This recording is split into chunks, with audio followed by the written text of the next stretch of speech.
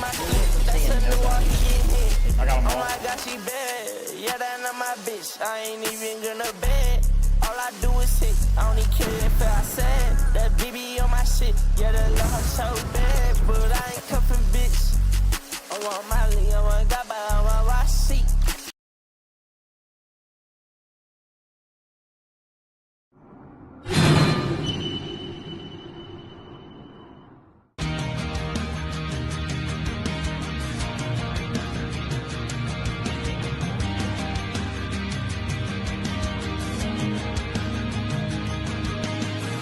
SFH, Still Fucking Here, is a clothing and apparel brand built to change the world. We are survivors, warriors, and fighters. We are tenacious, relentless, and vigilant. We've been through hell and made it out the other side, and now we are determined to spend our lives giving back to those who need help in their fight.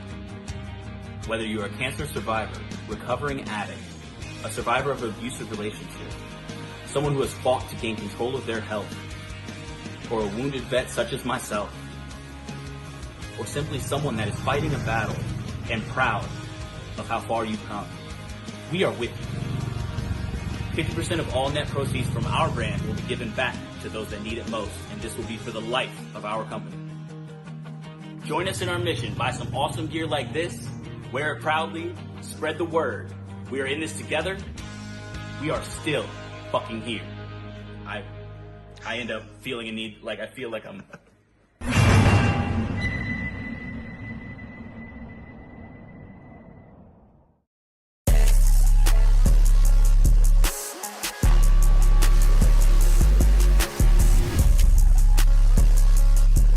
Molly in my body got me overdrive. Can't even hear what you talking about, bitch, you not my... We have the right video. What's going on, guys? Sorry about that video. I don't know what it was. I have a new PC, and I thought I had the right video uploaded, but I guess not. Well, we are back live here for the Xfinity Series, round 2 in the round of 16, racing round 16 here at Homestead. Sam Leota winning last week at Watkins, going to lock himself into the round of 12. Joined tonight by Alan Blezzo. What is going on? What is up, Isaac? As we just finished this session for practice at Homestead Miami Raceway, virtual Homestead Miami. This is genuinely one of my favorite tracks in the entire service. In fact, it may be one of my favorite tracks in the entire world to begin with. So, I'm really excited. I'm looking forward to seeing this race. I think it's going to be an exciting one. Yeah, I'm kind of curious how everything's going to work out here. Give me a second, guys. Jesus Christ. This is what happens, man. Oh my gosh. Thank you for saying something. That is all whacked out. Alright. Sorry guys, I got a new PC. That's still messing with stuff. Yeah, Homestead's like a love-hate for me. There we go. I've ran well here, I've ran bad here. It's a very interesting track. Key to Homestead is take care of the tires. It is a multi-group track, but from what I've learned, the low line's how you save tires. I think the high line might be quicker, but if you run the high line for too long, you're just going to burn it up. It's also very tricky. The right front's going to be gone. Yeah, it's also very tricky going through the corners too. With it being multi-groove, 3-4 wide racing. Even just 2 wide racing get tricky because you don't know if they're hanging on your right rear quarter panel, if they're all the way up against the wall. So you got to really watch what you're doing coming off the exit. I do find myself mirror driving a lot more than anything else here at Homestead and any other track, just due to the fact you got to figure out where that car's at, if they're coming with a run or not on the high line if you're running low, and vice versa on the low line. Yeah, and I think that's where a lot of slide jobs are going to take place. I think there's also going to be a lot of give and take. I think give and take is going to be really important at this track. Just considering how big the runs can get on the exit of the corners. So leave some space if you see somebody coming with a full head of steam. Otherwise, you both might end up getting wrecked. So it's very important to be able to be aware of your entire surroundings during this entire race. Yeah, and with this being a playoff race, a lot more is on the line. Every points matter coming into tonight. That battle for that 12th and final spot going into the round 12 isn't as close as I thought it would be. I mean, it is 7 points, but I'm so used to coming out of the to race 1 in the round of 12, it being tight. I mean, take Cup for example. I think we actually have a tie for 12th right now going into Wednesday night at Homestead. So a little bit more of a gap than what I'm used to seeing for that final transfer spot. So you have Tom Volker at that final transfer spot at 1,034. Van Westen 7 behind him. Newbraw 8 behind Golker. Rominger is 14 out. And Michael Ball, if he is here tonight, I don't see him. But if he was here, I'll say he's pretty much in a must-win, sitting 34 out. So really, we're just looking to knock 3 people out. Michael Ball, unfortunately, hasn't showed up the last couple weeks, so I'm going to knock 3 of the 16 out after tonight's race. And, of course, as always, the win in your end. So Leota winning last week, he can kind of chill out this week and just, race to race and just let it come to him and not really worry about anything. I definitely see Leota probably trying some weird pit strategies to maybe get another win and get that 1 extra point going into the next round. Because here at Relentless, your bonus points you get to go into the playoffs, they do not transfer from rounds to round. So all the points you get going into next round will be any bonus points you win this round, whether it be a win or stage win. Schaefer with a great qualifying lap with a 33.074. Thwaites is currently in P2 with a 33.089. And I just pulled up the qualifying order, or not qualifying. I just pulled up the points, so Yeah. very odd to see Banks down there in the 8th position. Yeah, and I'll say this, looking at the points, I would say probably Schaefer and Up are in a safe spot to where I don't want to say they can get a mulligan in this race, but they can afford a not so decent race, maybe like a top 15 run. But anywhere below Schaefer, I would definitely keep an eye on who's running where, stuff like that. Like something I do for playoff races when I'm in the playoffs is on my SDK, I'll have all the playoff drivers' numbers, kind of like how you see on your screen now for the broadcast. I'll have them yellow so I know, hey, is it worth battling this guy or not? If he's not a playoff driver, I'm not going to risk throwing a whole playoff run away battling one guy for a spot when it's not a playoff guy. Yeah.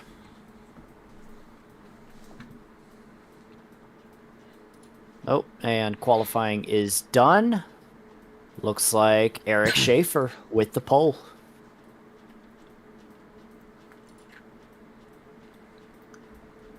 Yeah, so Schaefer getting that pole position. What the hell did I just do? I broke something. Uh-oh.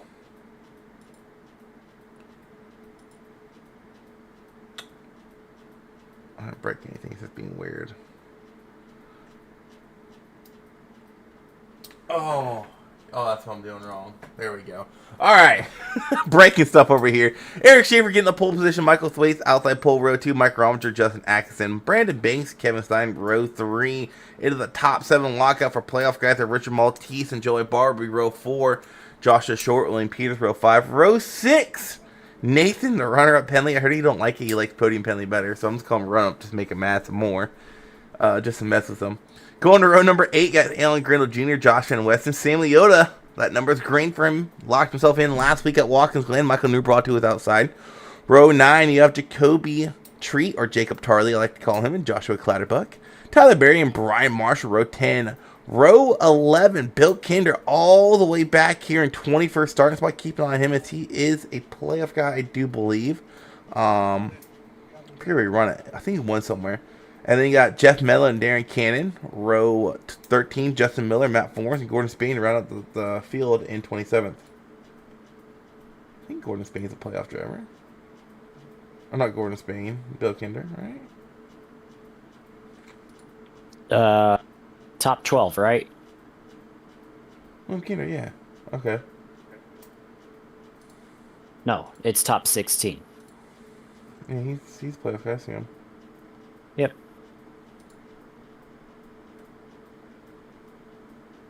Wonder why Michael Ball hasn't shown up the last couple of weeks.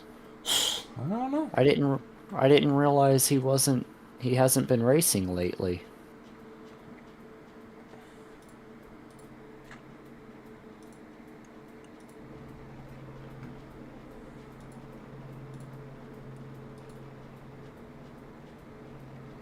Spain's power went out. Oh no.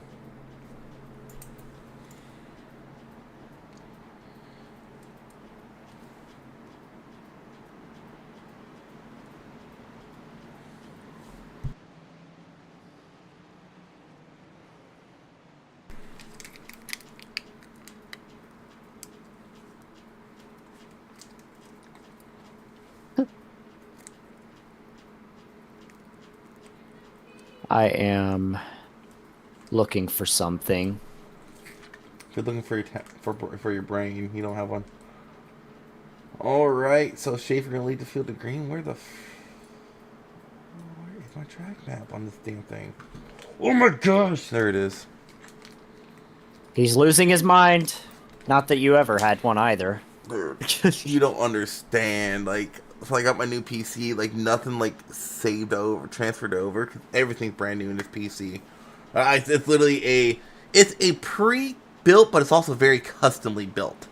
I'll tell you more about it when you get a yellow flag. Mike Gordon's paying. Whoa, Michael Thwaites and Eric Schaefer are gonna leave the green. Thwaites did not get a good launch at all. I don't know if he got caught sleeping or wrong gear or what. Watch turn one. Lose. Turns 1 and 2 are going to be very, very loose, so somebody might get. Oh, just as you say that, Thwaites goes around into Kevin Stein, Joe White bar involved. Justin Axon gets a piece of it. 2. Huge issue for some playoff drivers here on lap 1. You called it out, turn 1 being loose, and we saw it just as you were saying it. Yeah, it's very well known that on lap 1. Oh, and that's huge impact for Stein. Yeah. Oh, then the 2 of big hit. Cannon. Yeah, the 2 had nowhere to go as well. Oh, thank God. I have this new PC's pissing me off. So, yeah, this track on lap 1 is always known for having a very loose, or for getting loose on the entry to the corner. Or just throughout 1 and 2. After 1 and 2, it settles down, but just those cold tires, it is not friendly, especially on the front row. And Michael Thwaites, Thwaites just learned that the hard way tonight, and it's going to cost him a lot. Well, I can't see it right now. Who has a meatball? I did see Kevin Stein jump to the pits. I can look. Yep, Kevin Stein and Darren Cannon both have meatballs. Well, Darren, that's a bad deal for Stein. Darren isn't a playoff kind of driver. Stein is, and I talked about mulligans. Stein coming into tonight's race, he does have a 22-point gap over Coker. I mean, that might seem like a lot, but when you factor stage points in and everything else with Stein, very well might finish last here tonight unless he can get that damage fixed. I mean, we could definitely probably see Stein out there just logging laps if he's able to get that damage fixed. Yeah, because I'm sure there's going to be more cars that wreck out of this one, and he can still gain a position with Darren Cannon also on pit road at the moment.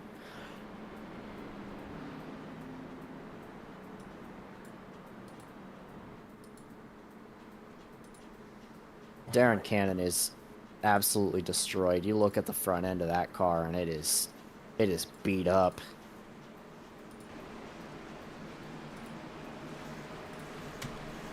I'm actually really surprised the 12 doesn't have a meatball, as hard as he got hit a couple times.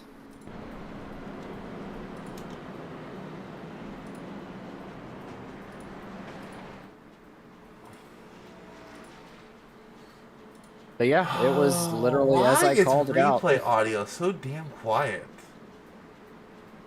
Because you have a new PC. Oh, I'm a dumbass. There we go. There is a replay audio thing. Not my ass is looking right over. Oh my gosh. It's been a long week. Alright. So my PC is very customly built. Everything in this PC, from the motherboard to the water cooler, to the graphics card, it's all like, it's MSI, but it's very custom when it's like MSI. Like the whole, everything I just mentioned is the set that they made. And so the shop I bought it from, they built it, and we're selling it, and I'm like, yeah, let me get that. That's nice. Only downside is I unfortunately had to suck it up and move from Ryzen, or from Intel to Ryzen. But I have been told that Ryzen's better than Intel to get going. Back Green Flag Racing again for gaming. Dude, we make it to turn 1 this time. Watch Rominger. Oh, Grindle. Oh, good save by Grindle. Oh, and he's still loose. Yep.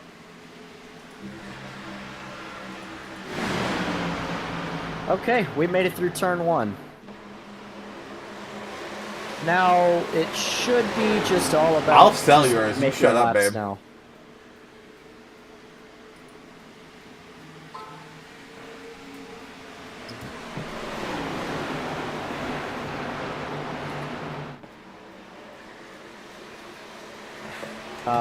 A lot of these guys that are running the high line, watch for them to want to get back down the track.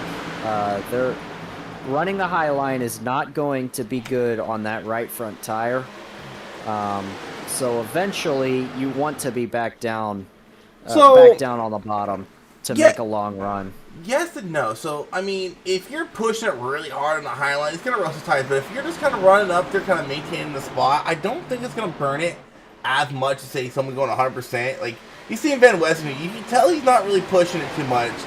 He's not really getting a huge run off a corner exit like you would expect off the high line. He gets around William Peters, though, so you can probably see Van Weston go to the bottom here. Same with Penley. Like, it doesn't seem like you're pushing it too hard, just enough to stay in front of the guy to their inside. Oh, yes, you can use the high line, but the high line, it's all about the amount of time that you have a load on your tires.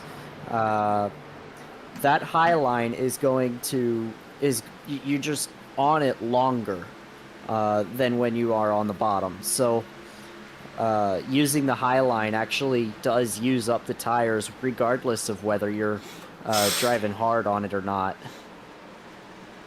Also, Penley was working on the inside of Richard Maltese in the 4. Oh, Banks almost gets loose off the corner, gets into the 9 of Rominger. And keep an eye on Rominger, because don't forget, Rominger won his way into the playoffs at Talladega. Coming into tonight, he is sitting 14 points. No. Yeah, sitting 14 points back at Golker. Right now, Golker not getting those stage points. So if Rominger can kind of just... I mean, if you're Rominger, I say just run well here, you know. Try to get a top 5 if you can in the stage points. You got to think 5th in stage is 6 points. Cut that point deficit to Golker down by almost half, and really just got to hope Golker had some issues. Also, if you're Kevin Stein, your Golker does not get no stage points here. Or not Golker, Van Weston doesn't get stage points here. And unfortunately for that, Van Weston is actually running 7th right now. Rominger trying to be the most clutch driver in the Xfinity Series this season.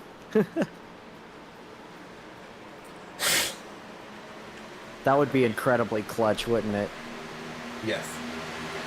Come back from 14 behind.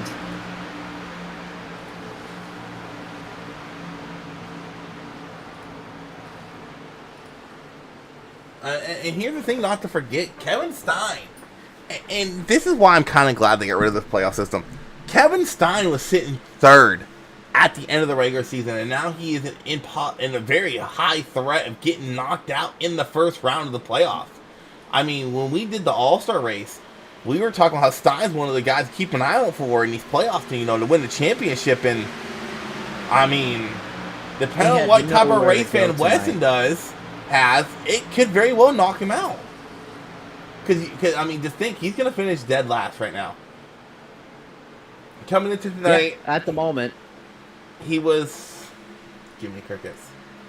Yep, coming in tonight, he was sitting 4th in points. Granted, he did have a 22-point gap, but I mean... both drivers, Cannon and Stein, are officially out. They have manually disconnected.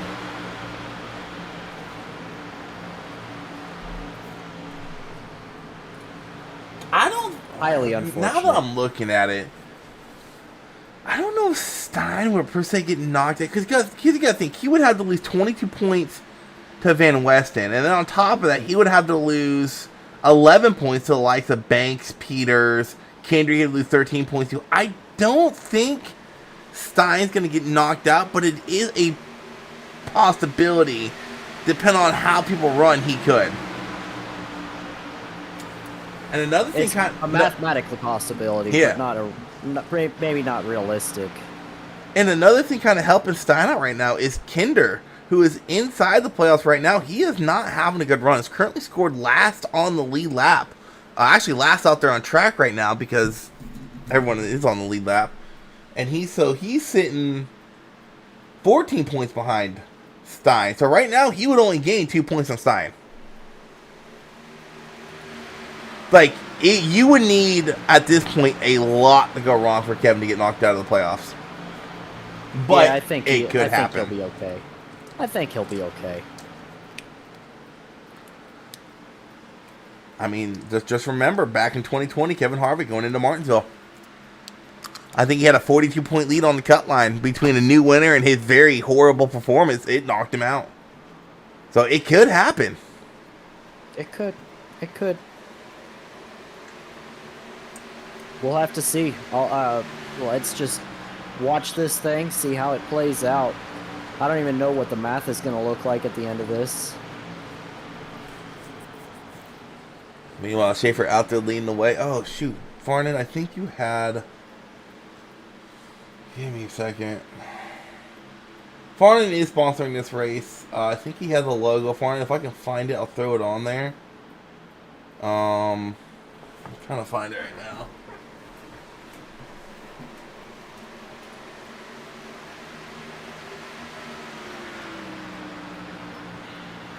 There's a nice little gaggle of cars up here, running for the 4th place, it looks like.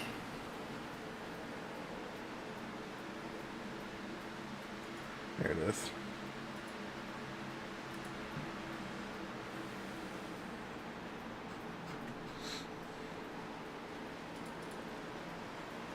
You can see who's really been saving their tires. Speaking of saving their tires, Brandon Banks is a little bit faster than Eric Schaefer. 347 to a 584. He's about 0.2 faster. Yeah, while you're talking about that, Grindle, oh my gosh, I went back here. Grindle, Rominger, and Axon were 3 wide there for a second. Rominger unfortunately falling back. And this is kind of what we saw out of Rominger. He had a good run. I forget where we were at. He had a good run a couple weeks ago, and it's just his long run speed just was not there. He had a phenomenal short run speed. I think that was Charlotte, wasn't it? No, that was Rockingham. Rockingham, okay. Yep.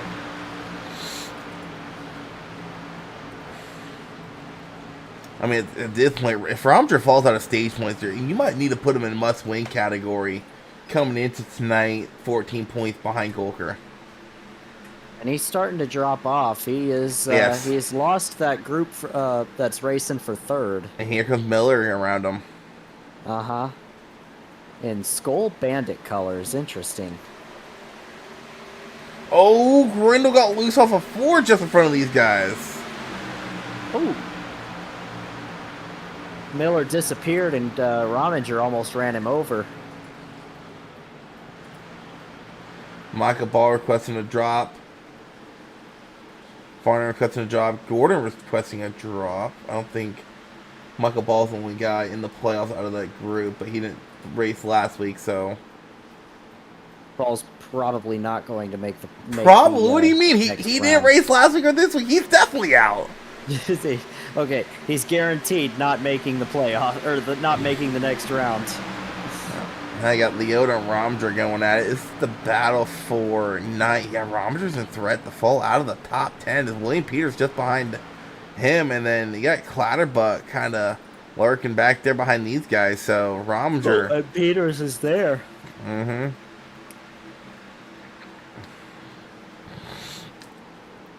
A lot of pressure getting put on Malte right now. Is that Grindle up there? No, Penley. That's Penley.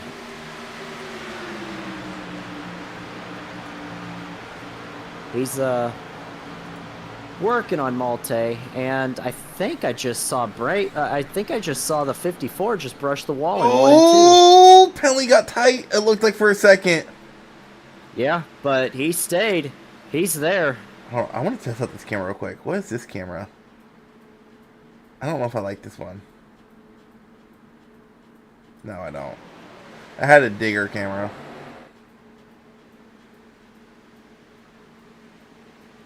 These two running side by side is going to allow. Oh, someone just blinked. Oh, it was a 14. That. Yeah, Miller's had some bad connection issues. I called that out because it was such a prolonged blink. I was like, oh no. As we're watching this, Barometer is officially falling out of the top 10 to 11th. He said something about Penley. Penley's been going at it. Oh, they're 3 wide. Yep. Oh. Grindle, Atkinson, and Malte. Atkinson allowed Malte to go, but Grindle is still to his inside, fighting pretty hard on coming down into turn 1. You know, in watching these battles as a broadcaster, you know, I've been doing this for years. I always get worried about netcode. I got to give iRacing some credit. The netcode has been... Oh, it's Miller and Leota. Malte throwing a block. Yeah, and Exon. Netcode has been significantly better lately. Like, I don't see it too much. I mean, there's still a little bit here and there, but I don't know if you're racing back... I think you were back in the day when you could have a whole 3 car lengths and just get netcoded to hell. Yeah, for sure. I mean, that was even his last year. And just like that right there, like you see him going into the corner, and you're just anticipating a netcode, right? Like Peter's right there.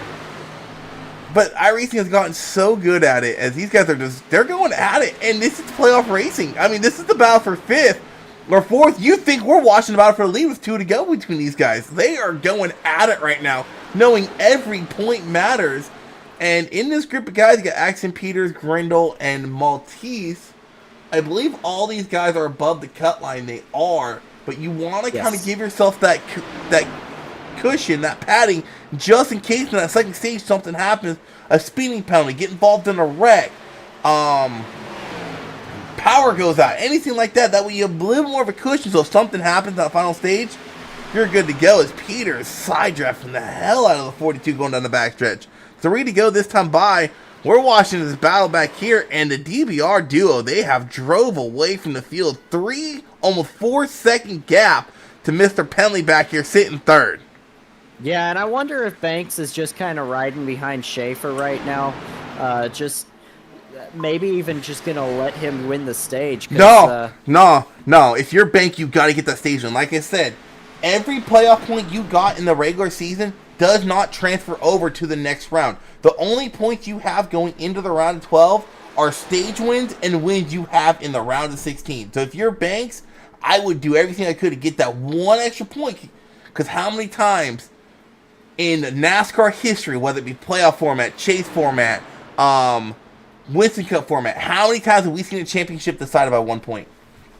Or getting eliminated from the playoff by 1 point? Yeah. Ross Chastain at the Roval just last year. Yep. But you know, there's also those situations where Tony Stewart and Carl Edwards, you know, that kind of deal happens. Jimmy Johnson at the Roval in 2017 or 2018, the first year the Roval came out. Lost to Kyle Larson on a tiebreaker. because Kyle Larson, after he blew a tire, I was cannot able to find a believe. 66.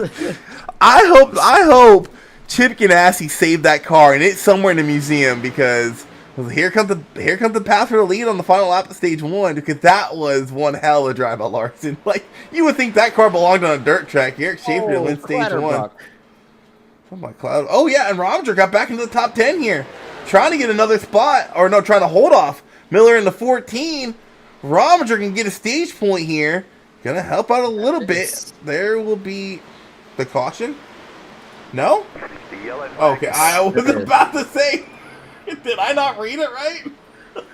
So looks like Schaefer did win that battle for the stage win.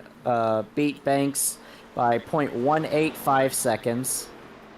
And both of those guys were literally 4.5 seconds ahead of Penley. And Rominger got 1 stage point.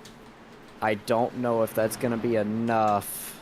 Like I said, 1 point, man. Alright, well, while the stage caution is out, I'm going to go grab me water. And we'll be right back for the second stage. Stay classy, San Diego.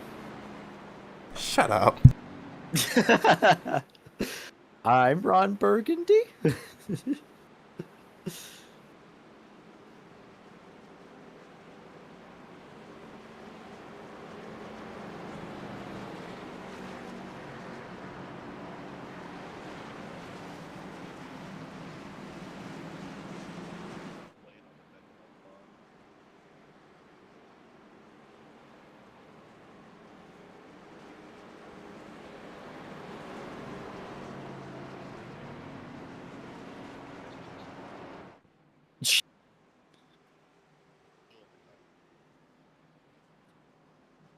Pits are open.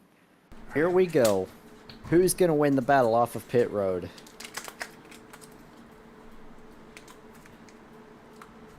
Better yet, how much money you want bet Schaefer gets the speeding penalty? He seems to do that every week, doesn't he? Oh, he almost overshot his pit box there. Oh, that would have just given this race to Banks. I think Banks has the faster car. I will say, I'm impressed the way they will stay on the lead lap with that damage. All right. I'm Schaefer, done. Banks, Penley. The same way they came in is the same way they go out. I'm just waiting to see that 3 drop back here. Just waiting for it. It always happens. Oh, gosh. Are we going to broadcasters curse him?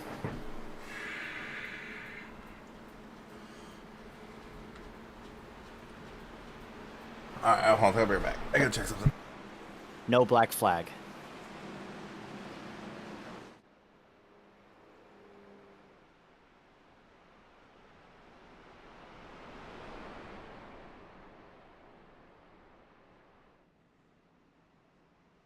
Alright, I gotta mess with some stuff.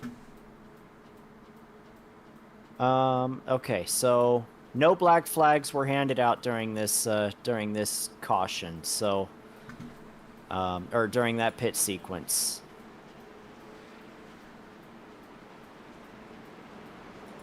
It will be Schaefer, Banks, Penley, Malte, and William Peters, your top 5.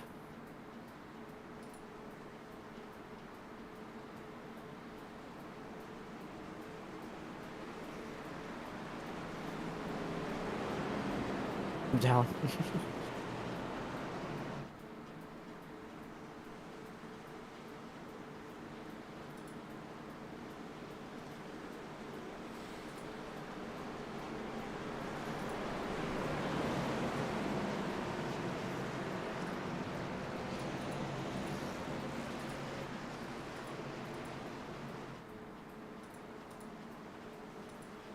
Alright, once again, we need to be careful in turns 1 and 2. We're gonna see that high line. We'll see if it's cleaned up a little bit so they know what to expect, but I'm worried for Banks, Malte, and Grindle here. And Grindle has disappeared. Oh, no. And he's back. He's back. I'm going to go far chase with Gold Crate here. Good idea what he sees come off too. They make it through 1 and 2.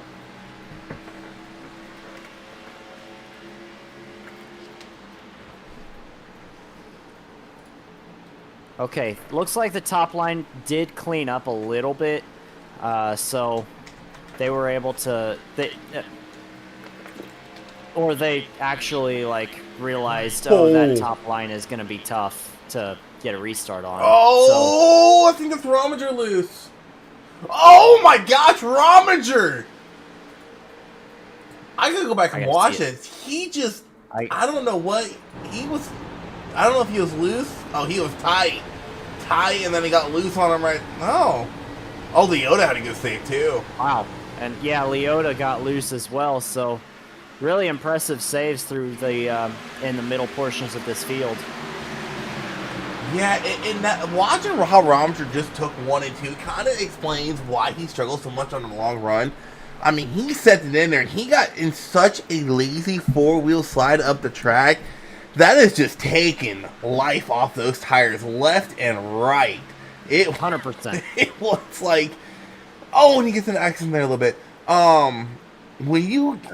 If you ask me, Blitz, I think that's the easiest way to kill a tire on the oval is you get in those lazy 4 wheels like pushing slides where you can push up the track tight, but it slides you up. Easiest way to roast the tires on any oval. Like, and you're not only roasting that right front, you're also roasting the both rear tires. Mm-hmm. You're just adding heat to them in a place where you don't want to add heat. So, as Penley is starting to go backwards a little bit, I think he's just trying to save his tires. He was able to. He did a good job of that in the last run. He might be doing that again. Yeah, I was about to say, I think Penley was one of the guys. He's backing up the corner pretty early. I can't really qualify that. Oh, Peters almost took out Malte. Yeah, Penley didn't get a good qualifying run. He was very methodical making his way through the field. Grendel gets around him now, but I wouldn't count Penley out yet. I mean, Penley's been really good on the long run. I mean, I think it's safe to say third best, because we already know who the 2 best guys are in long run speeds. Oh yeah, for sure. Look. I mean, they were driving away. There was no stopping those 2. Look, here in the Relentless Xfinity Series, you're battling for third every week. I don't know. We'll have to see who can bring it next season. I wanna see that. Well, this guy over here hyping himself up like he's gonna do something. Not me. I'm thinking of Joey. Who? Which Joey? Joey Burchett. He actually requested to move up to Xfinity, or that's. I thought you were talking about. That's what he's. Yeah, that's what he's got chosen in the poll. Oh, I mean, I'm trying to move up as well. I want to get out of the trucks, but. But what? I definitely don't think I'm the best driver in this league. But if you need a team, I got you. Appreciate that, Isaac. But look at Grindle actually keeping up a little bit with those 2. Yeah, but the thing I've noticed he's been running a lot of the high line. The thing I've noticed about Grindle, and this is just racing. Miller. This is just racing against him and broadcasting. Grindle has a really good, like, he tends to have decent short to mid run speed, but once that long run kicks in, I mean, that's when you really start seeing the DBR guys drive away from really the whole field. And like you said, he is running that high line. I don't know if I'm a fan of it. I mean, these Xfinity cars aren't like the next gen to where dirty air is just horrible. Granted, any stock car, any car you race on iRacing, dirty air sucks. But it's really bad in the next gen. So I don't know why he's running that high line. I mean, you just got to think it's burning that right front tire off.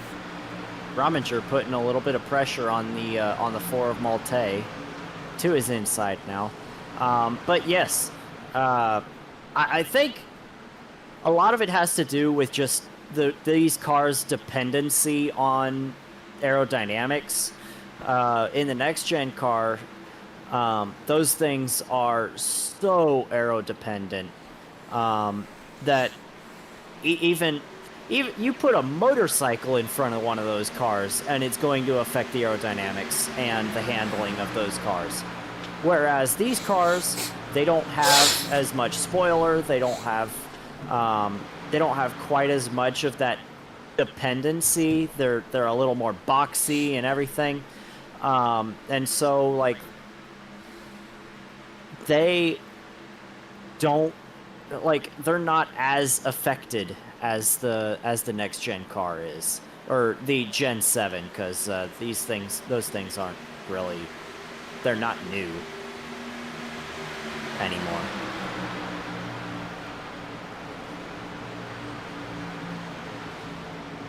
Penley is in 4th place. He's actually kind of dropping off to the 14 and the 4.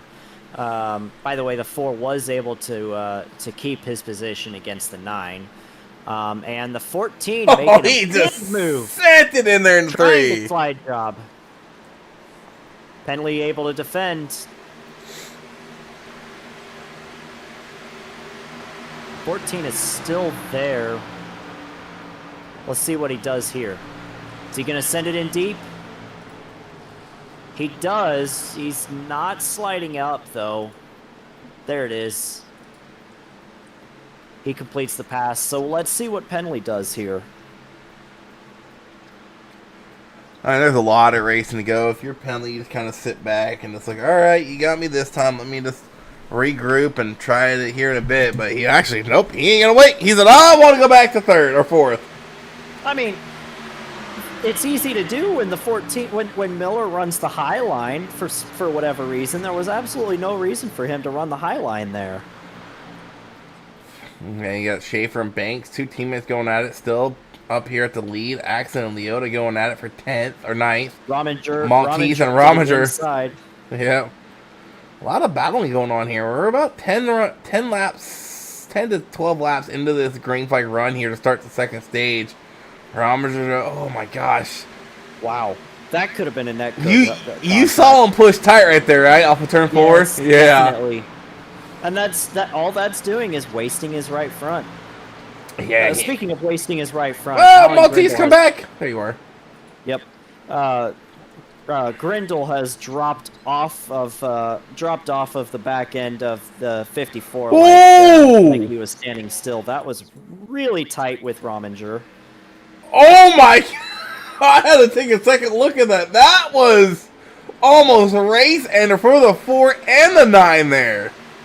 Yeah, I think it would have been more race ending for the 4 though.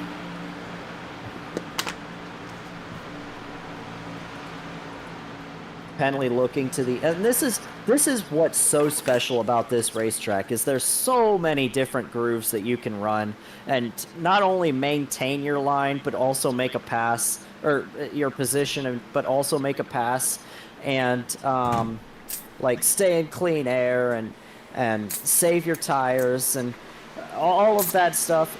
This track has it all. This is the ultimate racer's track, and that's really what I love about it.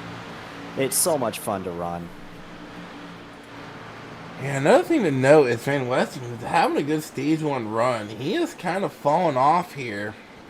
One of the guys coming into tonight just below the cut line behind Golker, sitting 7 points back, and right now Golker actually ahead of Van Westen. So if you're Van Westen, I mean, I don't know if now is the time to start panicking or worrying, but definitely probably something he's thinking about. Also, something else to note, the 12 Rominger, he's back. He's in 13th. Or not, or Thwaites. Yeah, he's in 13th.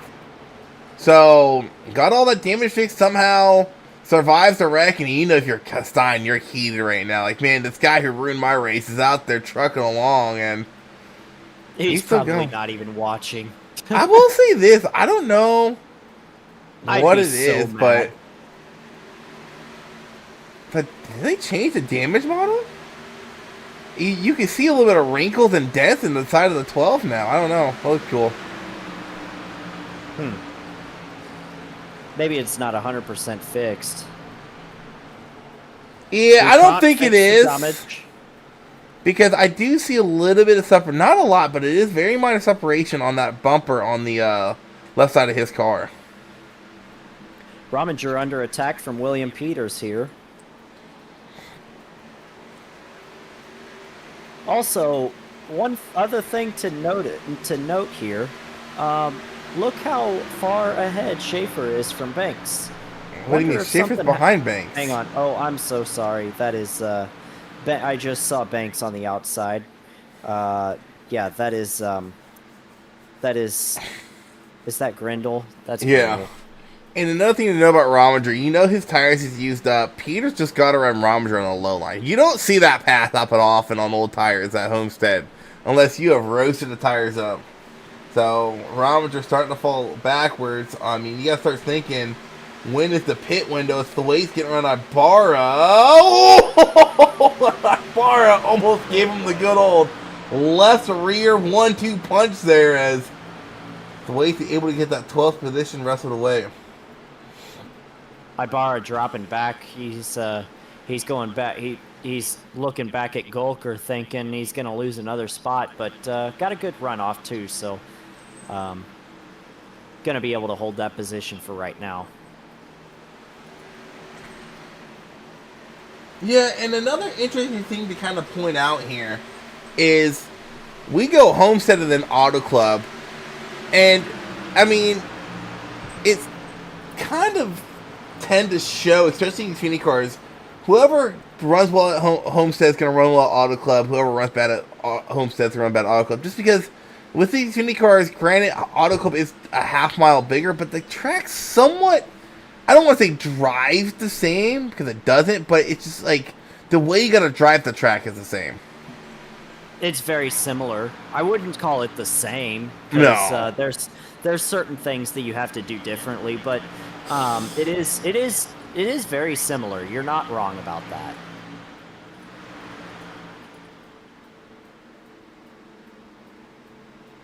Banks out there leading the way. I kind of wonder when these guys are going to pit. We still got a lot of racing to go, over 70 laps to go. I'm not sure what fuel window is. Ow, stop on my hair. I mean, I think at this point, if you're someone like Gulker, Kinder, Van Westen, I think now is maybe the time to start thinking about what do you want to do. Do you want to short pit it, or do you want to run it long? I mean, I'm going to be honest, if you're not Banks or Schaefer, I don't think short pitting's good. I don't think it's going to get you the win. And with the Xfinity cars, you lose so much time on the back end of a run. I think it's just worth it running along. Just because Banks and Schaefer are so far ahead of the field, I really don't see short pitting working for these guys. I think for the only person that would benefit from short pitting would be Schaefer. Yeah. Because he can short pit by a couple laps and still be okay, be able to save enough tire to possibly stay ahead of Banks if he runs long, but honestly everybody else should just run it out of fuel, because if you pit too early and the caution comes out, your race is done.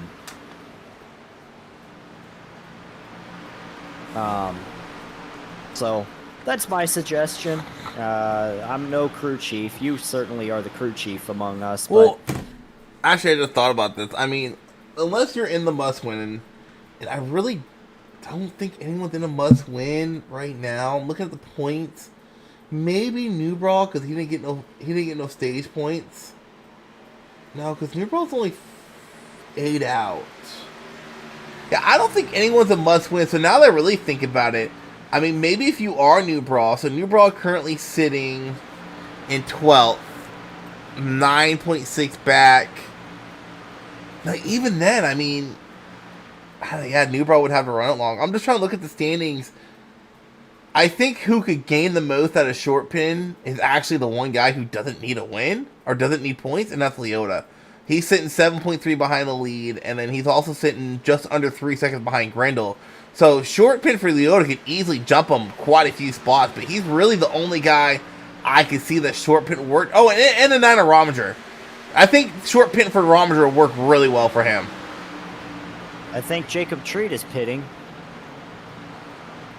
Oh, Tarley's in? Maybe. No, Tarley's not pitting. No, he just said something.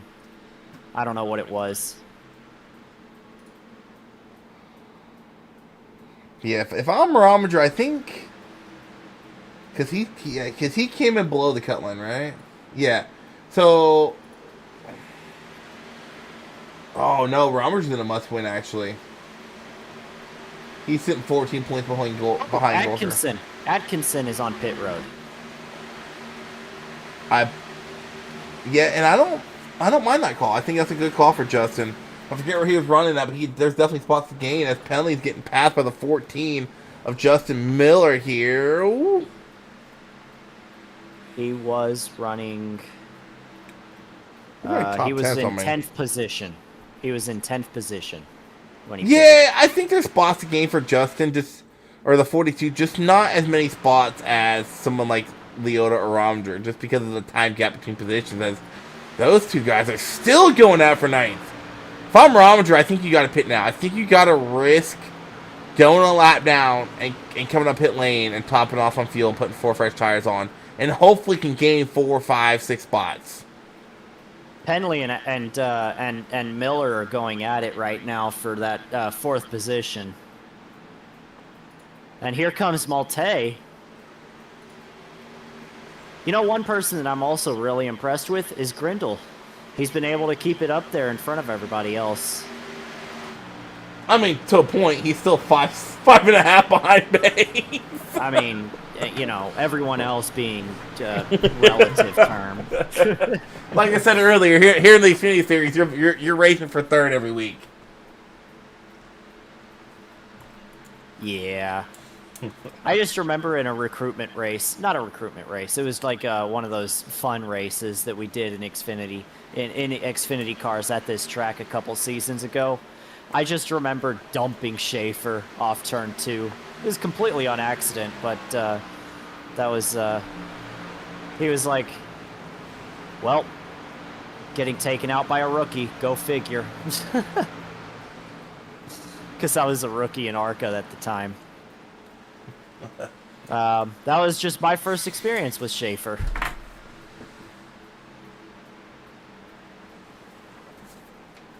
And Joshua Clatterbuck is pitting. Joe Ibarra is also pitting. Romager and Leota still going at it. And if you're Romager, you gotta think like, come on, man, you have a win. Just let me by, dude. You're not in this for points. There goes Justin Axon on 4 fresh Goodyear tires flying right on by him. New Bra is also in. If I'm New Bra, I would have ran it dry. Clatterbuck in as well.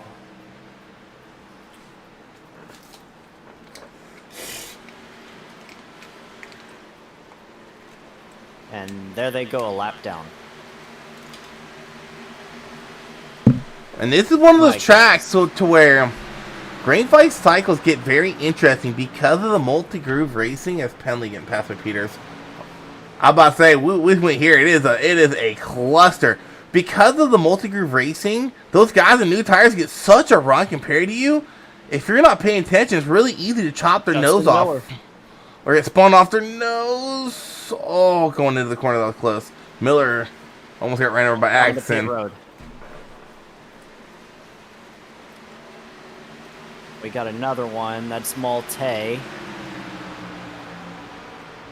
And that's it. Those are the only 2 that are going to be coming down pit road this time by. Jacob Treat will be pitting this time by.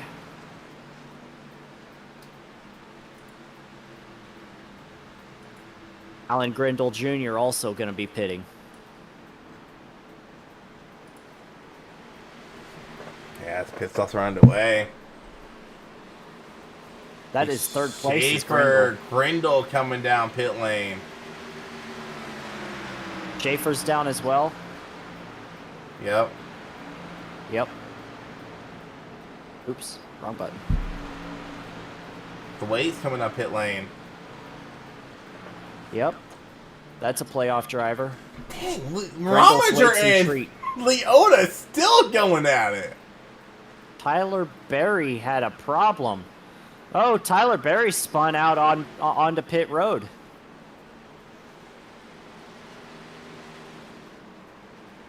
Smacked both sides of the car into the Here comes front and Leota back. and Rominger. Yep, the 17 has wrecked onto pit road. Going to be fixing damage now. Penley is on pit road.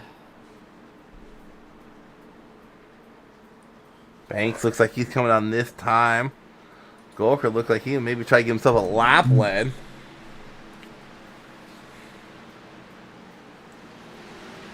Whoa, why is Schaefer... What's Schaefer up? was all the way down on the apron on the front stretch for some reason. Him and Axon are going at it, and that is a battle for position. Schaefer just got really loose off turn 4 and was all the way down on the apron there, and that allowed Atkinson to go by him. Yeah, and this right here just shows you how much fresh tires mean and why short pit wasn't quite working out, as you see Schaefer easily able to blow the doors off the 42 machine going into 3, and then he's easily probably clearing with Banks just not coming off the pit lane. I mean, Schaefer's going to be ahead of him, but I expect Banks to be able to come back and catch and pass him before the end of this race. Now, can they make it? They cannot make it from here. They still have 50 laps to go. They still got to stop one more time. Barry's still on pit lane. Yeah, he damaged that car pretty good. Marshall is still out there on track. Maybe trying a one-stop strategy. Brian Marshall, who isn't in the playoffs, maybe trying to play playoff spoiler here tonight and take a win away from a playoff guy.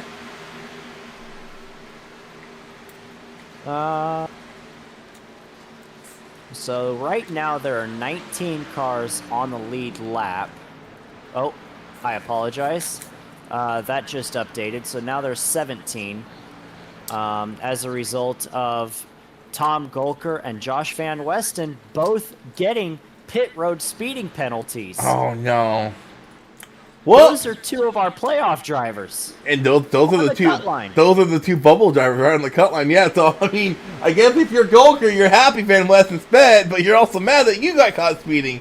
And here comes Brian Marshall down pit lane this time by. And Newbra is in a really good position to get past both of those guys now. Yeah.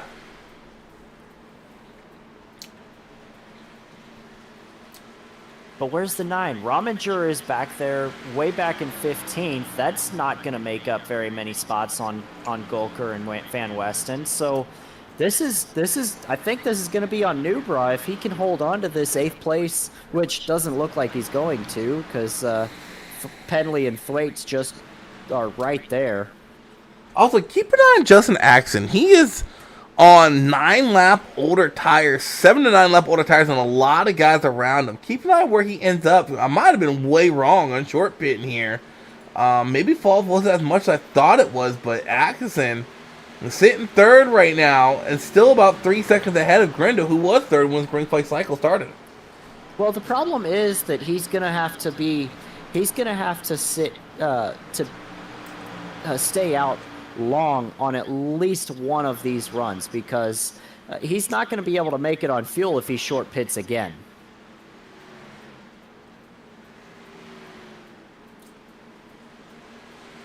These guys can probably only do, what, 30 laps on fuel?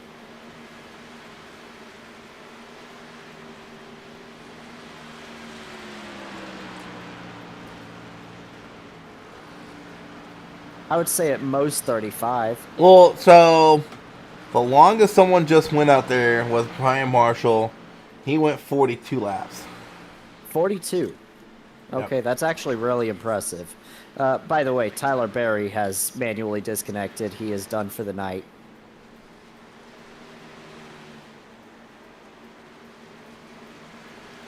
But it's going to be really interesting to see what Justin Atkinson does, or how he does on this run, and who he can hold off through the middle portion of this fuel run. Last time by, he was 7/10 slower than Grindle.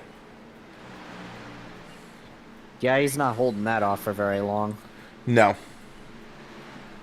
And that's what I think. Keep an eye on Axe and see how well this short pit paid off. I mean, it's starting to look like it's not going to pay off as well as he thought it would. I mean, if you catch a caution at the right time, like let's say you catch a caution right about now, with a lot of these guys out there on 10-lap old tires, you know, everybody has, I think, 2 sets left at the one-stop race. I mean, if you're Justin or someone else, do you maybe risk coming up pit lane, taking a set of tires while everyone else stays out? I don't know.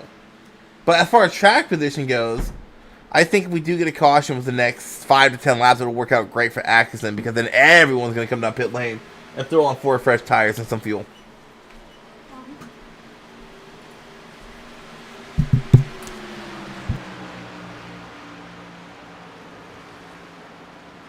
One person that I'm really interested in watching here is, as weird as it is, Penley.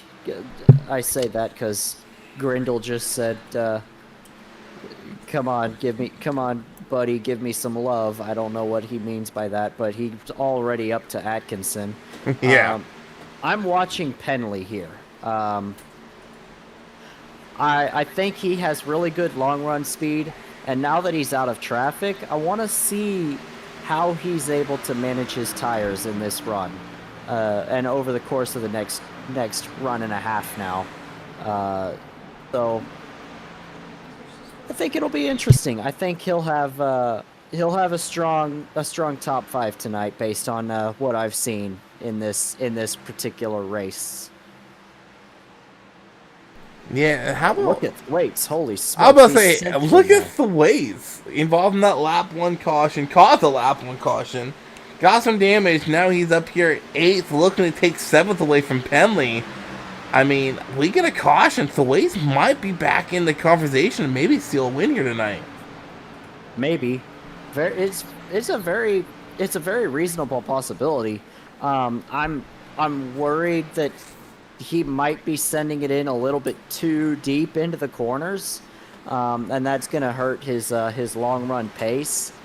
But he is very quick. I mean, he qualified 2nd, so he knows how to run this track.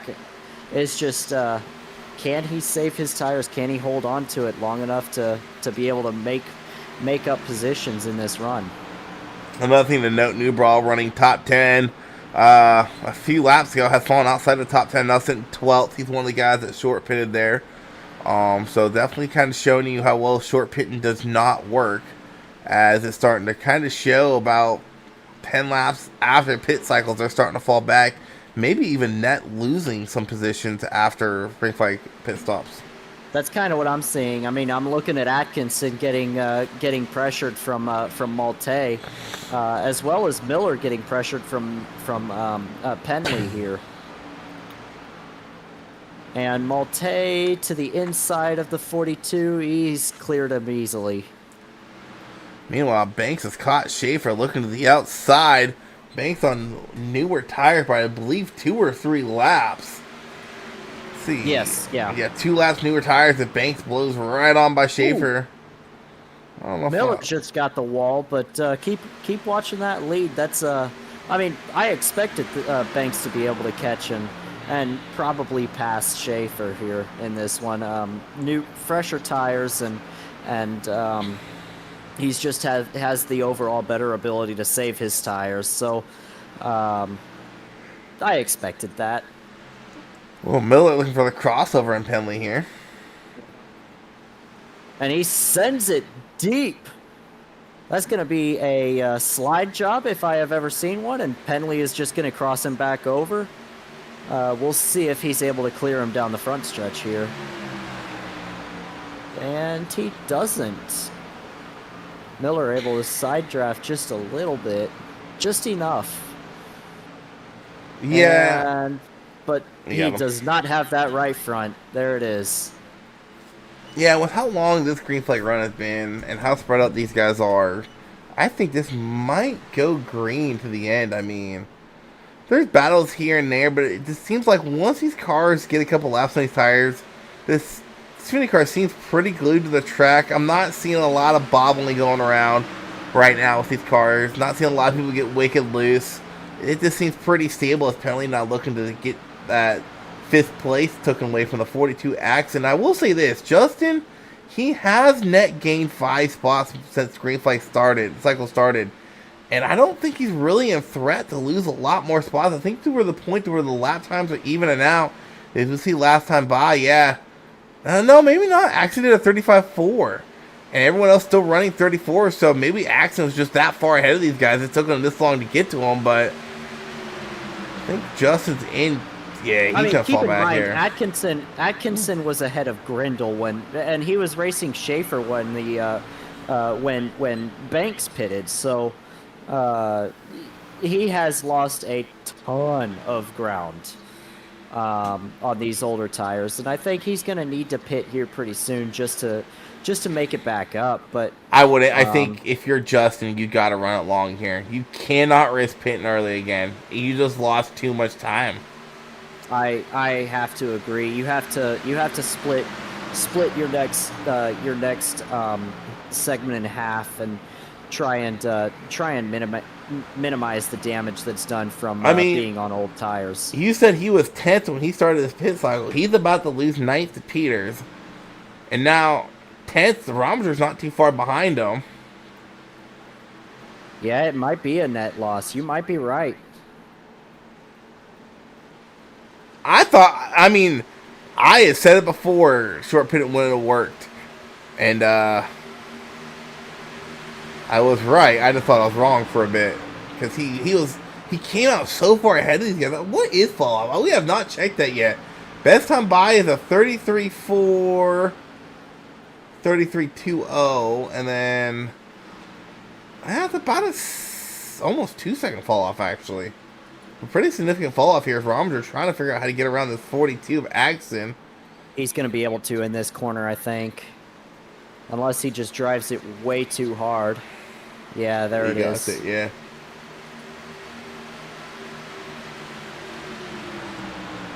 And then Leota's right there as well. So,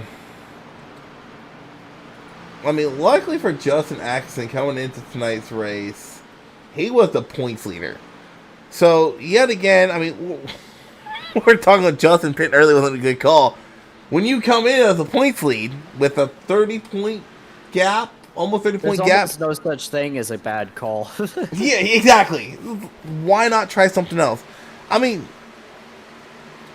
why not pit early here? I mean, I said it earlier, you know, if he catches the caution at the right time, with that points lead coming in tonight, he can kind of afford to pit early here, because I think the pit window is about to open if it hasn't opened already. But as soon as the pit window opens, take 4 fresh tires again, and if he can make it through the green flag cycle, he'll gain a bunch of track position, and if a caution falls at the right time, he'll be your leader. Or he won't be your leader, but he'll be on fresh tires, while everybody else might be able to hesitate to take tires knowing what fall off is like. Rominger looking to make some moves now. Oh, Atkinson. What's up? These drivers are talking about they're trying to get a caution to come out for absolutely no reason. And the 42 of Atkinson says, "Oh my gosh, comms clear. I'm trying to focus."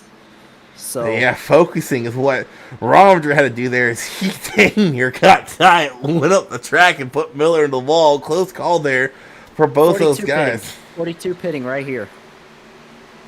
I like that call. Right when pit window's open, just don't speed. Oh!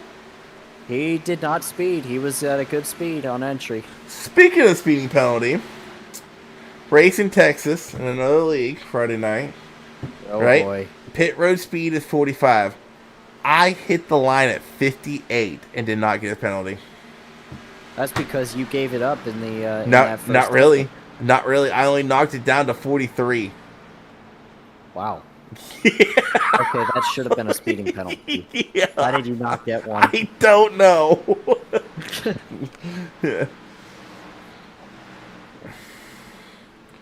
Well, pit cycle starting to back up. Let's go ahead and pull up the pit cycle overlay.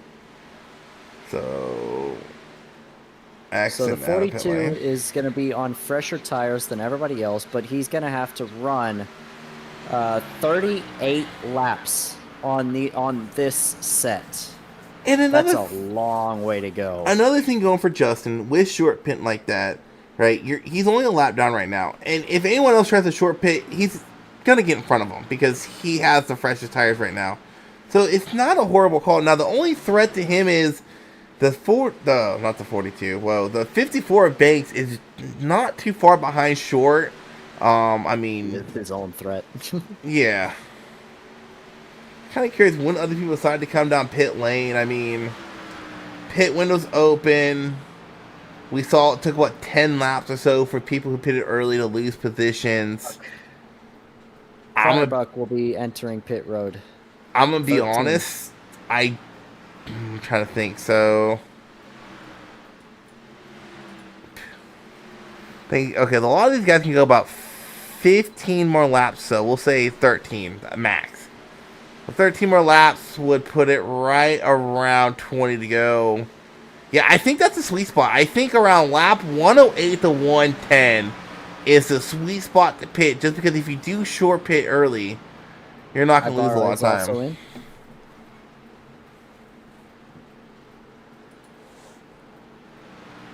I'm just absolutely astounded that Banks and Schaefer are 10 and 12 and 10 seconds ahead of third place Grindel. Yeah, exactly. Holy smokes.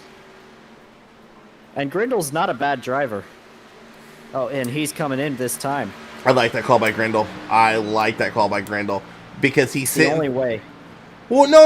It's not that it's the only way. He's sitting third right now, right?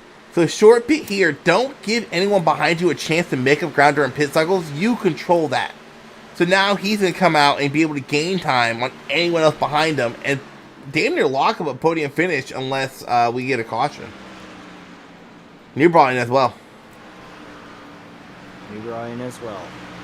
I like that call by New Brawl. Actually, no, I don't like that call by New Brawl. I think New Brawl should have stayed out and ran it long. Oh, he slid through his box? No, he stopped early. Oh, no, lost time doing that. We got a bunch of pit stops this time. Starting with the 4 of Maltais. Maltese, Penley in. Thwaites. Just 2? Dieters. Miller. Kinder. Oh, yeah, there it goes. It's kicking off now. Yep. So. Oh, Peter's overshot. Oh, and that's going to hurt him. Yeah, I don't like that call by New Brawl. If you're below the cut line, I think you have to run it long and hope for a yellow. As Axon now getting all those positions into 8th now.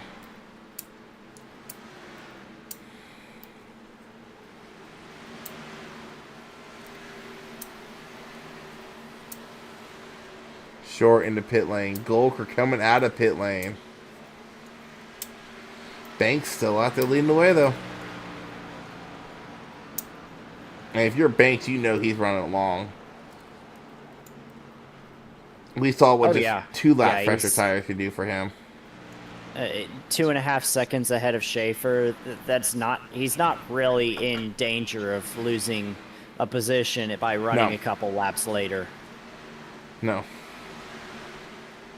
Then, 10 seconds ahead of Grendel. There's no real worries. He can run probably a good 10 laps longer and still be okay.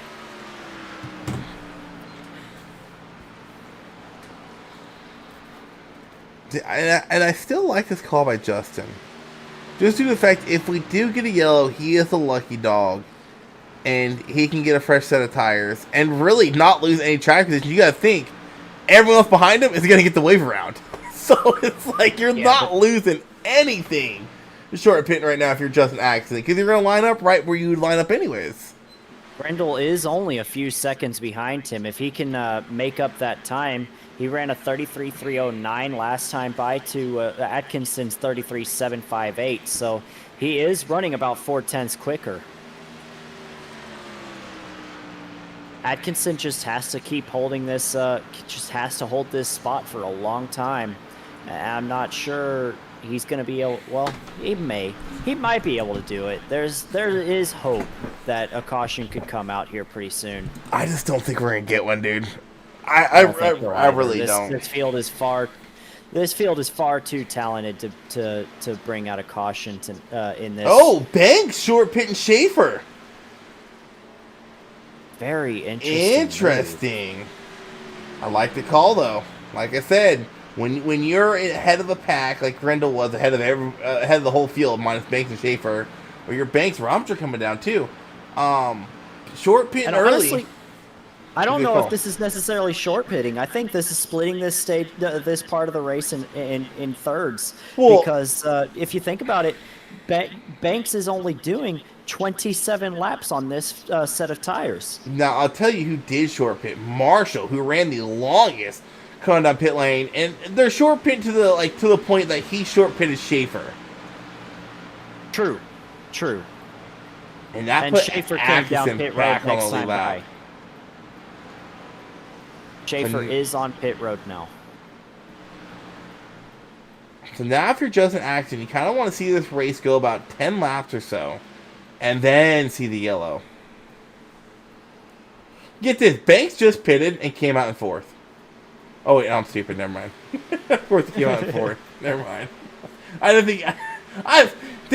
he genuinely did. He came out in fourth, about a second and a half ahead of Atkinson. And real quick, I think Van Westen got caught speeding. Yeah, I don't know. We'll see where he shakes out at. No, I think he did.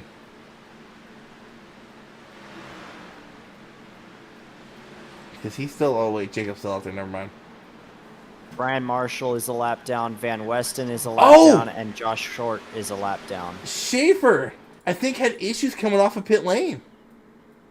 He did. Really? Very small bobble off of pit lane, got loose and went into the grass. Wasn't a lot, but definitely lost some time doing that. That actually brought him back down to Malte.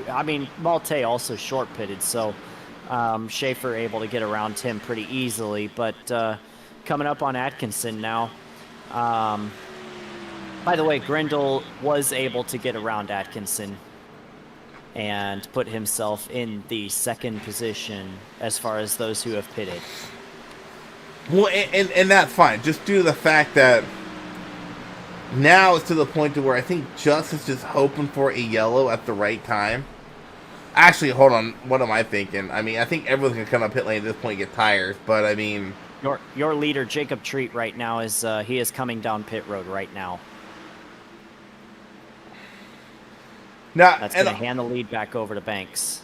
Also, something else to point out, something else that Bobble did do is it did allow Grendel to get ahead of Schaefer. Now, Schaefer is on a little bit fresher tires. About 5 laps, isn't it? Yeah. Closer to 7, I think. Yeah, he's there. I mean, he's 5.7 back off of Banks. So he lost about 3 seconds in that bobble, but he's still going to probably finish this race almost 10 seconds ahead of Grendel, based on the lap time numbers and nothing else. Grendel says, and there he goes like a fart in the wind.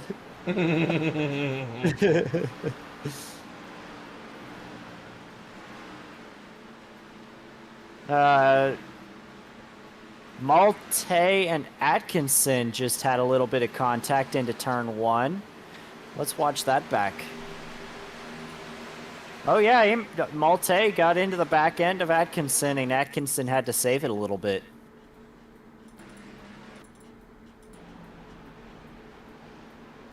That wasn't bad.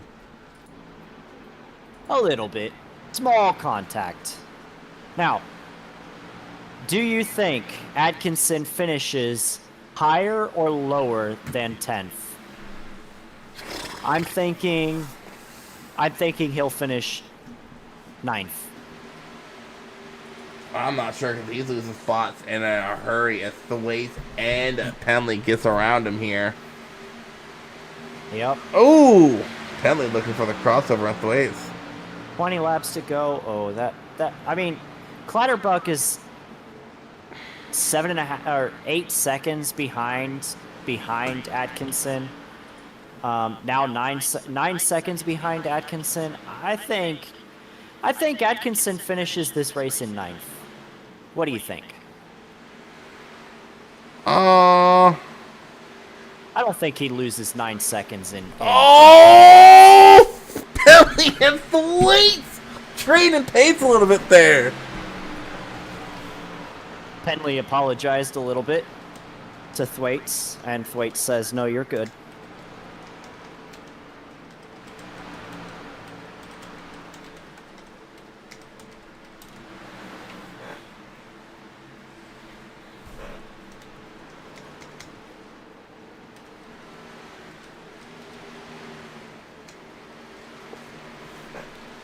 Whatever.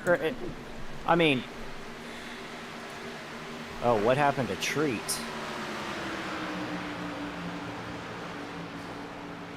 Oh, dang. Look at Treat on the front stretch. Lap 111. I don't think he got any damage. Save of the day. Holy smokes. Off of turn 4, he got loose coming to lap 112 and he was saving it all the way down to the inside wall.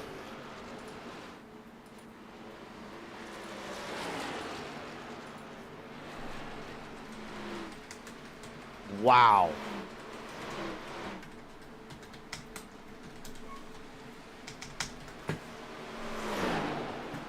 I mean, Davey's right.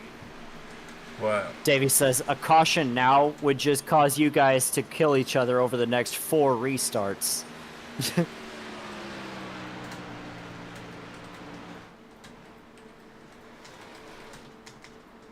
They're begging for a caution.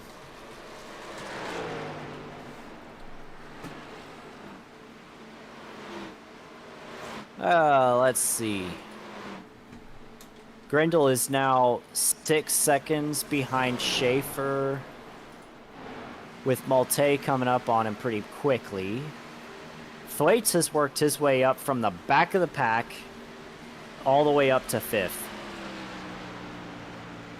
That really is impressive. Yeah, Thwaites has had a really good run. After getting involved in that lap 1 wreck, I think Peters is putting some pressure on the 42 of Axon. He is. Yep. Oh, Justin a little bit pulling over. Okay, interesting.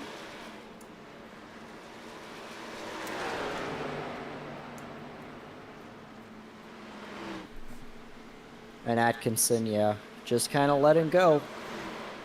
I mean, he's still looking to try. I think there's still a shot that he finishes 9th, but in saying that, Rominger is Rominger's coming up pretty quick.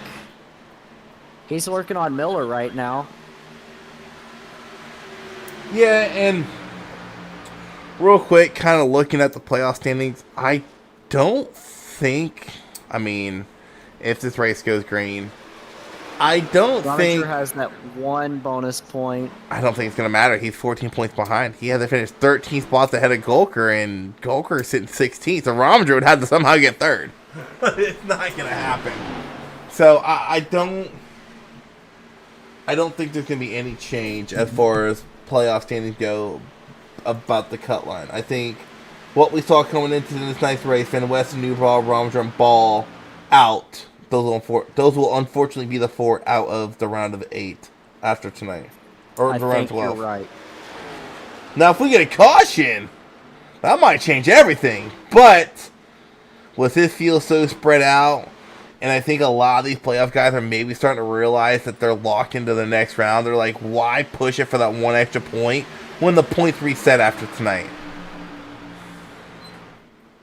Yeah, absolutely. I think. Oh, excuse me. I think you're 100% right about that. I don't think they're gonna push these last 10 laps to and bring out a caution. I mean, Sam Liotta was begging someone to, or he was saying the catch fence needs a sacrifice. But I don't think anybody is going to volunteer for that. Not even those outside the playoffs, because why bother? Yeah.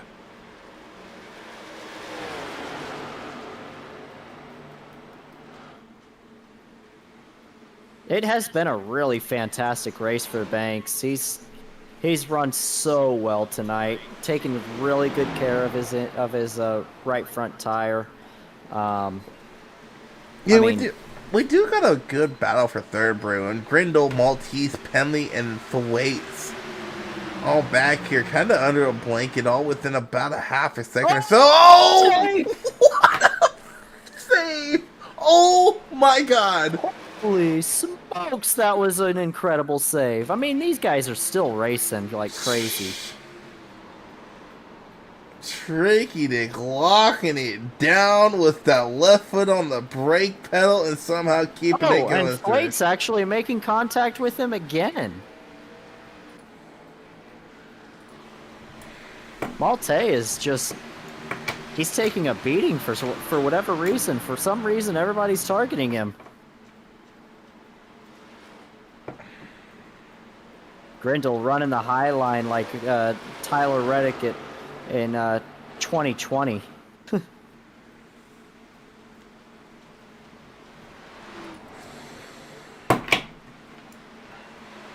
then he goes low. Interesting strategy.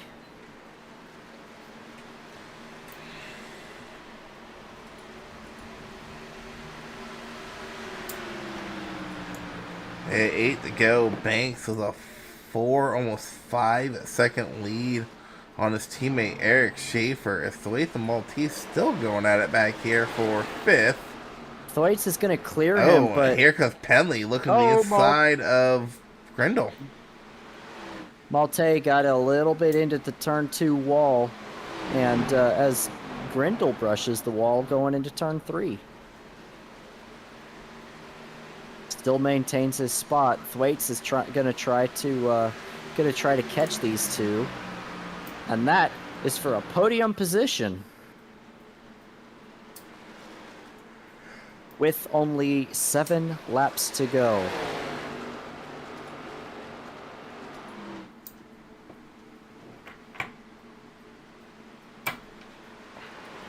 Penley and Grindle going hard at it right here. Grindle doing a really good job holding off Penley. Yeah. As and Malte has dropped off of these guys quite a bit. He's used up his right front tire a little bit too much. Well, yeah, he had to lock him up. Yeah. Might be. I'm not sure if he's in any danger of falling back to Peters. I mean, a 35.4 to a 35.223. It's going to be close, but I don't think Peters is going to get to him. Thwaites did a 35.2, and Penley and Grindle both also did 35.2. So Thwaites, I think he might just be stuck here in 5th, while Penley and Grindle are fighting for that podium position. Still a good recovery for Thwaites after collecting some cars on lap 1. I mean, what could have been? Am I right? If he didn't spin out on lap 1, I think he'd be fighting up there with he'd be easily in the top 3 position. Easily. Oh, for sure. But just gotta fight it out now for this top 3, which makes it more interesting for us to watch. He did a 35.163 compared to these two running 35 3s and 5s, so he is there. He's back up on him. Coming to 3 laps to go. Well, they're coming to 3 laps to go. Banks is already on 3 laps to go, leading the way.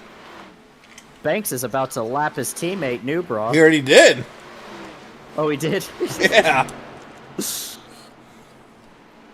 Banks is wanting to get that white flag. He does not want to see a caution. Well, these 3 are... They're going at it. They do want to see a caution.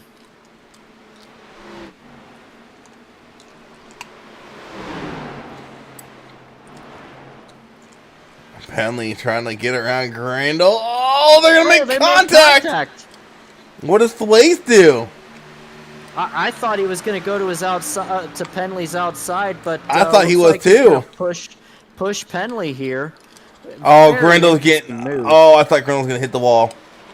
He didn't though. Very, very smooth on that outside line. And Oh! wow, that was tight. That was Last really lap tight. for Banks. We're watching the battle for 3rd. They still got to come collect the white flag.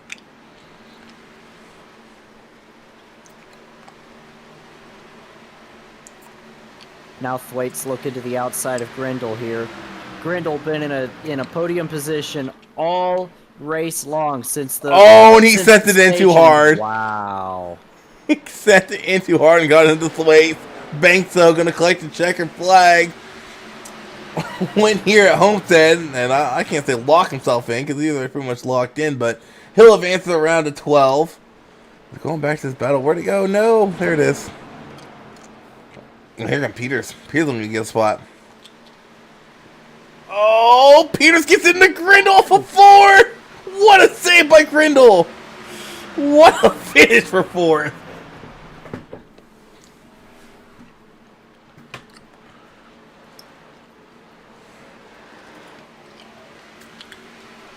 Brandon Banks, though, going to collect his...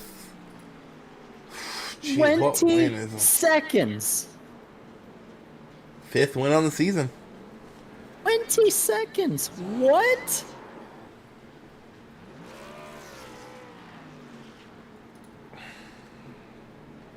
Oh, between Banks and Penley, yeah. Yeah. That is insane. What are they 3rd doing? place. I don't have a clue.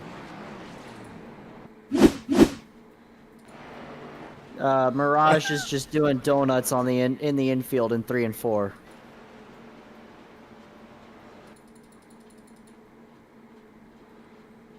Oh my gosh. Jesus, these guys. And DBR just made contact on their burnouts. Oh, Lord. Alright, well, while wait for him to get the interview room, we'll do Atlas right back.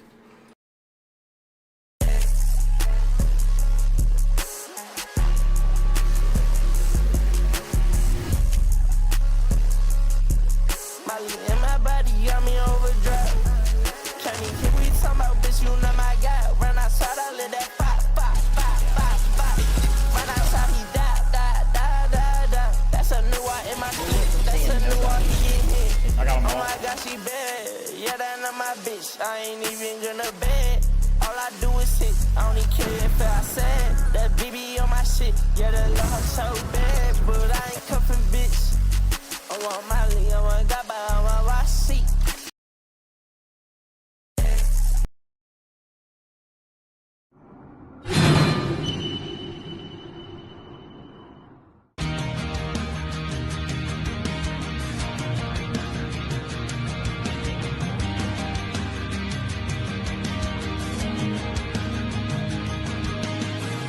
SFH, Still fucking here is a clothing and apparel brand built to change the world.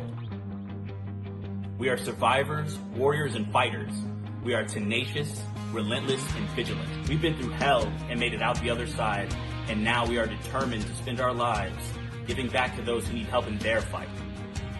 Whether you are a cancer survivor, recovering addict, a survivor of an abusive relationship, someone who has fought to gain control of their health, or a wounded vet such as myself, or simply someone that is fighting a battle and proud of how far you've come, we are with you. 50% of all net proceeds from our brand will be given back to those that need it most, and this will be for the life of our company. Join us in our mission. Buy some awesome gear like this, wear it proudly, spread the word. We are in this together. We are still fucking here. I end up feeling a need, like I feel like I'm...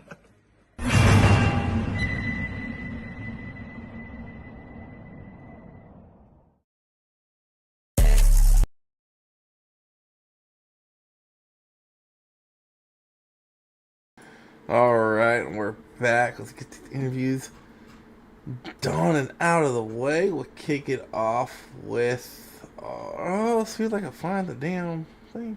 Here it is. Kick it off with our P3 finisher, Mr. Nathan Penley. What is going on, man? Oh, not a whole lot. I'm not the runner-up this time. Happy about that, I guess. That's why I call you Podium Penley. There we go. I like that. It kind of rolls off the tongue better, too. I think I said that the last time, but I dig it. Yes. I dig it. Wasn't that an exciting race? Yeah, I guess. For third. I'm kidding. For third. Not at all. I was just telling my teammates, I'm like, this last probably 5-6 lap battle that I had with Grindle was the most fun I think I had the entire race. If we were watching the battle for the win there, that would have been entertaining, but that was the battle for third. I mean, DVR just stunk up the field. Like, oh my god. I was just telling them, I'm like, I don't know how the hell that they keep their tires in check and still run as fast as they do. Like, I'm fast and I have absolutely no long run, or I'm, decent and can manage my tires, but there's no in between. It's one or the other. That's it. That's what makes those two special. Yeah. I mean, Davey said it himself in the in the All-Star practice race. Those two are the best this league has. By far. So it's I mean, but anyway, we're not here to talk about them. We're here to talk about you. What did you think of that battle between you and Grindle? What were your thoughts, and what about your pit strategy as well? Tell us a little bit about that. Absolutely, yeah. I mean, that battle at the end there, I mean, we were both, I could tell both of our tires were hurting, and it was more so a game of, am I going to outlast him, and how can I get into his head, try to make the move, on the inside. The inside lane was really my way to go about. I couldn't really get much speed on the outside, so I was really trying to force him up high, get down low, take it over. That's essentially what I did to be able to get the overtake completed. As far as pit strategy, though, I mean, really, there wasn't much to it. I was running as much as I could. That last stop, I did pit a little earlier than I had previously, and I think that helped. I wanted to get up to 30 laps or so, at least minimum 30 laps, I'd say. Maybe a little less, but I think that's right around where I pitted, because the first stage was smooth sailing, and I knew I could abuse my tires a bit more if I could get 30 or less laps on that last run, and that's really what I did. That's what I think helped me get that third spot and get the win over Grindle. I had slightly better tires than he did. Well, you did a really good job. Fantastic podium position. There was a little bit of contact behind you between Thwaites and Grindle. Were you a little bit worried that they were going to collect you in an incident at all? I sure was. It was the first thing I told Grindle on the last lap. I was like, great battle, man. And he goes, it would have been a shame if we took you out there on the last lap. All right, I man. thought for sure. Well, congrats on the P3 here tonight. Good luck next week at Auto Club. Good luck in the next round of 12. I'll let you get your shots and I'll let you get on out of here. I appreciate it, guys. Shout out Relentless Racing League. Shout out you guys up in the broadcast booth. Of course, shout out Hendrick Motorsports for giving us this fast Chevrolet Camaro. Shout out FRC, Josh, Sam, Ethan, Gordon, all the fellas that couldn't be with us tonight, unfortunately. Shout out Shifting Gears and Drinking Beers. Shout out my smoking hot wife, Leanna, and raise hell, praise Dale. All right, man. Later. Later. All right. As NASCAR would say, hell yeah. That was a hell yeah interview. Let's pull in. Actually, let's do a double interview because they smoked the damn field. We'll bring them both in here. We'll bring in DBR guys. This was the DBR 130 because you guys just smoked the field. I gotta ask, what was kind of like the pit strategy on that last stop? I don't know if Banks called it out for you, Schaefer, or not. It just seemed like you guys kind of did it differently because I think the first time you pitted first, and then the last time Banks pitted you. Yeah, no, he didn't call it out, and I saw him pitting, and I just went an extra lap because, we normally get a phantom caution, so that's what I was hoping for while he was in the pits. Well, you didn't get one. No, I know, and I knew that by me running an extra lap, he was going to be at least 5 seconds ahead of me, so I knew I didn't have nothing for him anyway, so I told him before I even pitted, good win. I mean, Banks, you did a fantastic job of saving your tires and still going fast. That was it was an incredible run. Just like, don't give us any trade secrets, but how'd you do it? I don't. Honestly, I think it's just we practice a lot more than some of these guys in here do. Honestly, I think we ran a lot of B opens this week. I think that helped a lot. Try to learn the dirty air in this car. It's a little bit different now, and just trying to kind of learn what the car is going to do in traffic when you're out by yourself, things like that. And I think that made a big difference. We had to kind of be out front. The clean air is going to be huge in this car now, so we just wanted to get out there and control the race. And I mean, that's pretty much it. I mean, this car doesn't drive like the A car, but to me, it feels like it's starting to trend that way a little bit with the dirty air. The suspension obviously is a little bit different with this car. It actually has a little bit of body roll and stuff to it compared to the A car, so it does do a little bit different. But I do a lot of racing in the A car, and I think that kind of helps me. In here, it feels very similar to me. So. All right, man. Well, congrats! Incredible win. Yeah, good performance by both you guys. 20 and 16 seconds ahead of third. 20 and 6 on an oval, that's just unheard of. So, I mean, absolutely incredible, lights out performance there. There's nothing else that can be said about it. Also, I want to know, are we going to be seeing the two best drivers in the or two of the best drivers in the league move up to the Cup Series? Keep y'all asses down here. No, I don't think they want us up there. No, we're gonna stick it out here. We got another league. Honestly, I was thinking about it. I know Schaefer doesn't want to move it off, but I was thinking about it honestly. But I think there's a league that we run on Wednesdays already that's in the A car that we've been doing for a really long time. So I think we're gonna stick with them. But so I think you're gonna see both of us back here in the B car next year. Man, I'm just saying, if y'all ain't busy, next season. Go ahead. If y'all ain't busy Friday nights, I got some people that need their asses kicked in the Friday night league in the A car. So Isaac, why don't you want us in the A car next year? Why did you go automatically? Because I get my ass kicked enough as is. I don't need two more guys kicking my ass. Hey, that all-star race that we did a couple weeks ago was fun, man. Or the practice race, I should say, was fun. That was the best I've ever ran in the A car. Yeah. But no, congrats on the win here tonight, Ben. Congrats on PT. You guys smoked the field. I don't know if Auto Club is going to be the same. I know you said dirty air is more prevalent in these cars now. I'm hoping that's not the case everywhere we go. I've enjoyed broadcasting these cars just due to the fact you can manipulate the air a little bit more. So hopefully it's not too bad. So I'll tell you, it's got dirty air, but what it does is it makes you run different lines. So now you actually have to have multi-groove racing, because with the A car, you air block everything. This car, you can air block a little bit, but it's not dependent on air like the A car is. So this one, you can actually move around away from each other and actually maintain or gain on each other. So it's not actually, it's actually fun. It's not like the A car where you can just clear up on someone's nose and just dump dirty air on them, just make them smack the wall. Well, it is, but it's about, I'd say, 60% compared to with A cars, like 100% on that. Yeah, the A car, that is the worst part of dirty air. When someone just dumps that air on your corner exit, it's so bad. I mean, Banks, what's your opinion on it? Yeah, I mean, like I said, it's getting to the point to where it's getting similar to the A car, but like you said, you can move around if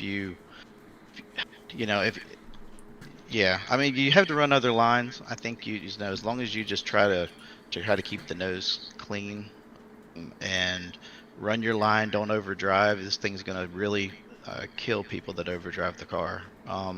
So if you get in here and but it's gonna be fun, honestly. I think it's gonna be, once we all kind of figure it out, and we get actually a couple different tracks under our belt and kind of see what the car does at certain places. We don't even really know Auto Club. I haven't tried it here at Auto Club yet, so hopefully the racing will still be good. But that track's big and wide, so I think we can make some clean air over there and actually make some good runs. So it should be fun. I still vote we need 100% fuel. Yeah, that would be nice. All right, well, congrats to you Points two. are officially updated, by the way. I'll let you get your shout outs in. Yeah, there's no change. I already went over points. So I'll let him get the shout outs in and let you all I'll let Banks take care of that, because we got the same shout out. So yeah, appreciate you guys for putting on the broadcast. Thanks for doing that. Miller Motorsports for sponsoring the league. Schaefer, top 2 finish for DBR. That's a good point stay. That was the goal, just to come in here and just get us on to the next round. I know Newbra was struggling.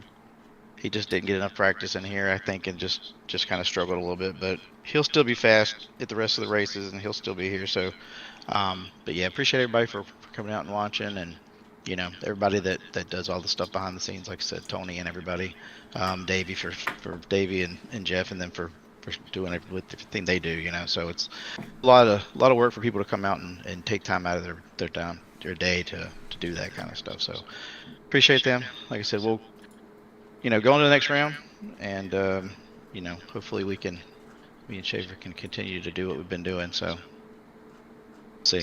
And shout out to Farnham for sponsoring the race. Oh, yeah, sorry, Farnham. Thank you. So all right. Well, good luck next week at Auto Club, guys, and good luck on round 12. All right, man. Thank you. Thank you. They left. All right. Well, that concludes tonight's race. Banks getting his 5th win on the season. Really snoozing up the field, as it was just a DBR ass kicking. It was bad. that is a understatement, if there ever was one. Yeah. So they got Auto Club next week. The rest of this week is Trucks got Auto. No, hold on. Trucks got Homestead. Yeah, we're. Oh, you guys don't go to Talladega for the season finale. Okay. Anyway, so Trucks got Homestead tomorrow. ARCA got Talladega for their last race of the regular season for their playoff start. Trucks got 2 more races left. Cup, we come here to Homestead for the final round in our final race in our round of 16. So tune in for that. We'll catch you guys next time. Y'all